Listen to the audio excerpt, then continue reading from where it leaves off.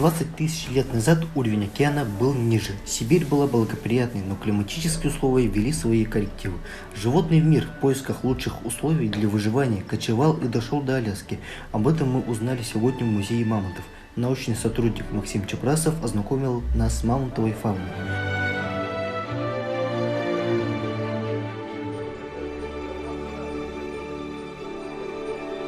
И часто археологи находят такие кости, разбитые трубчатые кости, потому что, как и современный человек, древний человек, он питался чем? Что пытался найти внутри этих костей? Костный мозг, да? Он ломал трубчатые кости, питался им, и даже в некоторых случаях вот эти трубчатые кости в последующем они были каким-то орудием у них, да? Видите, мы видим, что они даже заостренные и так далее.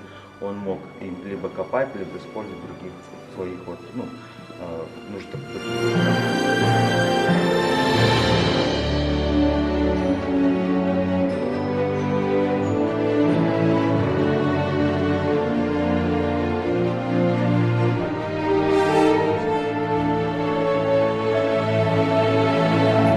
Все, что вымерло по сей день, находят исследователи. Замороженные трупы мамонта, шерстистого носорога, бизона, пещерного льва, волка и даже лошади. В Якутии обнаружены 3 вида носорога. Вес одного животного доходил до 3 тонн. А из чего сделана бусинка, пока остается загадкой. Археологи посмотрели под микроскопом и определили, что бусинка не из нефрита. Прокопий Романович отправит находку в Новосибирск, так как материал требует более тщательного исследования.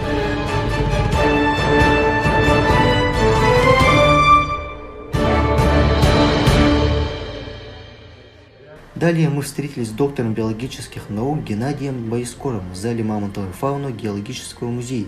Здесь представлен целостный скелет шерстистого носорога, является 3-й находкой в мире. Это уникальная находка скелета шерстистого носорога, который найден в 1972 году в Чурапче. Мой рост всего лишь 1,20 м, а скелет мамонта 3,5 метра.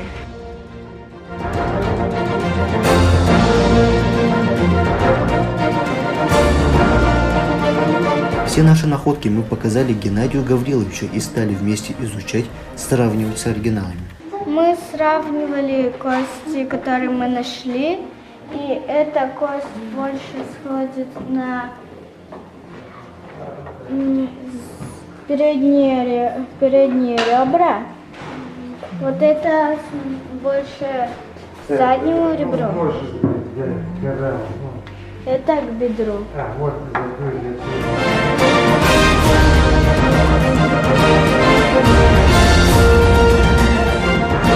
Сегодня еще мы встретились с легендарным ученым, доктором биологических наук, членом-корреспондентом Российской академии наук Никитой Гавриловичем Соломоновым.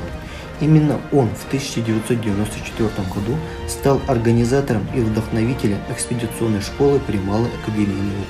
Ну а завтра у нас ответственный день. Мы должны защитить наши проекты. Пожелайте нам удачи!